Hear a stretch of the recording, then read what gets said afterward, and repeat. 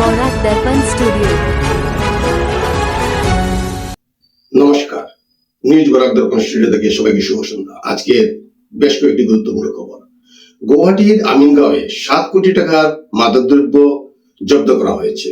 62টি সাবানের বাক্সে লুকিয়ে 837 গ্রাম ড্রাগস পাচার করা হচ্ছিল।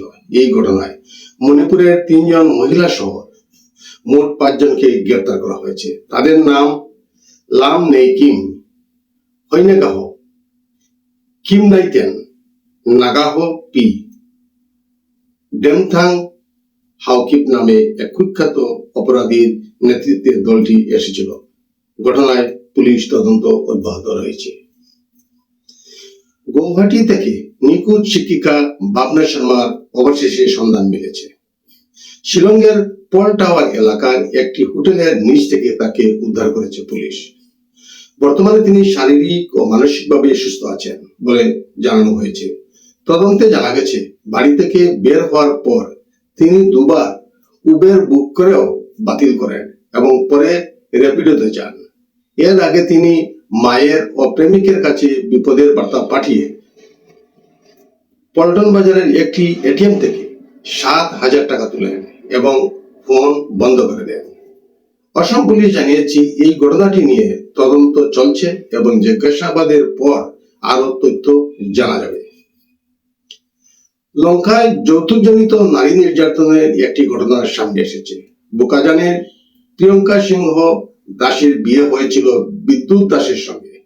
প্রথমে সব ঠিক থাকলেও পরে স্বামী ও শ্বশুর বাড়ির লোকজন তাকে শারীরিক ও মানসিকভাবে নির্যাতন করতে থাকে। 19 এপ্রিল প্রিয়ঙ্কা নিজের আত্মীয়কে ফোন করে বাড়ি নিয়ে যাওয়ার অনুরোধ করেন, কিন্তু তাকে স্বামীর বাড়িতেই থাকতে বলা হয়। এরপর 20 এপ্রিল তিনি বিষকে আত্মহত্যার চেষ্টা করেন। 22 এপ্রিল গুয়াহাটি মেডিকেল কলেজে তার মৃত্যু হয়।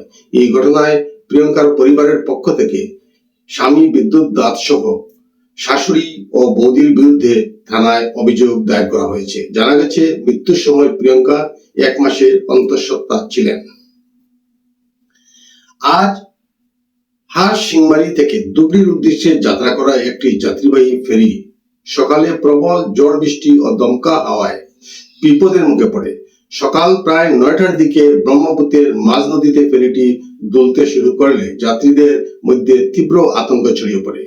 ফেরিটিতে প্রায় 1.5 শতাধিক যাত্রী ছিলেন, তবে পর্যাপ্ত লাইফ জ্যাকেট না থাকায় পরিস্থিতি আরো উদ্বেগজনক হয়ে ওঠে। প্রায় আধ ঘন্টা ধরে এই আতঙ্কজনক পরিস্থিতি চলার পর চালক দক্ষতার সঙ্গে ফেরিটি নদীর তীরে ভিড়িয়ে দেন। পরবর্তীতে আবহাওয়া কিছুটা স্বাভাবিক হলে ফেরিটি পুনরায় যাত্রা শুরু করে এবং নিরাপদে ধুবড়ির উদ্দেশ্যে রওনা হয়। ইউনাইটেড স্টেটস সেন্ট্রাল কমান্ড দাবি করছে 24 এপ্রিল ইরানের একটি জাহাজ আটক করা হয়েছে। জাহাজটি নিষেধাজ্ঞা উপেক্ষা করে পার্সিয়ান গালফ হয়ে ইরানে প্রবেশের চেষ্টা করছিল। মার্কিন রণতরী ইউএসএস রাফেল সেটিকে সতর্ক করেও পরে আটকে দেয়। স্টেট অফ হরমুজ অঞ্চলে বর্তমানে মার্কিন অবরোধ চলছে, ফলে ইরানে জাহাজ চলাচল প্রায় বন্ধ। বিশ্বে প্রায় 20% তেল ও গ্যাস এই পথ দিয়ে যায়, তাই পরিস্থিতি অত্যন্ত গুরুত্বপূর্ণ। এই ঘটনায় এখনো ইরানের পক্ষ থেকে কোনো প্রতিক্রিয়া পাওয়া যায়নি।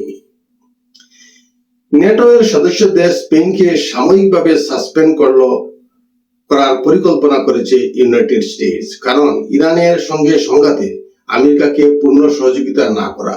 ডোনাল্ড ট্রাম্প আগেই নেটো দেশগুলির ভূমিকা নিয়ে অসন্তোষ প্রকাশ করেছিলেন। পেন্টাগনের এক গোপন ইমেইলে অসহযোগী দেশগুলিকে শাস্তি দেওয়ার প্রস্তাব, যেখানে স্পেনের নাম রয়েছে। তবে নেটো চুক্তিতে কোন সদস্য দেশকে সাসপেন্ড করার স্পষ্ট নিয়ম নেই। স্পেন তাদের ঘাঁটি বা আকাশসীমা ব্যবহার করতে আমেরিকাকে অনুমতি দেয়নি। মোট কথা, ইরান ইস্যুতে মতবিরোধে আমেরিকা ও নেটো জোটের মধ্যে টানাপোড়েন চলছে। ইরানের বিদেশমন্ত্রী আব্বাস আরাগাচি পাকিস্তানে যাচ্ছেন। এতে ইরান ও ইউনাইটেড স্টেটের মধ্যে স্থগিত থাকা শান্তি আলোচনা আবার শুরু হওয়ার সম্ভাবনা তৈরি হয়েছে। পাকিস্তানের ইসলামাবাদে তার এই সফরকে ঘিরে জল্পনা বাড়ছে, যদিও এখনো আনুষ্ঠানিকভাবে কোনো বৈঠক নিশ্চিত হয়নি। এর আগে হরমুজ প্রণালী দিয়ে উত্তেজনার কারণে আলোচনা ভেঙে গিয়েছিল। তবে মার্কিন প্রেসিডেন্ট ডোনাল্ড ট্রাম্প যুদ্ধবিরতির সময়সীমা বাড়িয়েছেন, ফলে কূটনৈতিক পথে সমাধানের সুযোগ তৈরি হচ্ছে। আজকের প্রতিবেদনে এখানেই সংক্ষিপ্ত বিরতি টানছি। সবাইকে আবারও শুভ সন্ধ্যা জানিয়ে বিদায় নিচ্ছি। নমস্কার।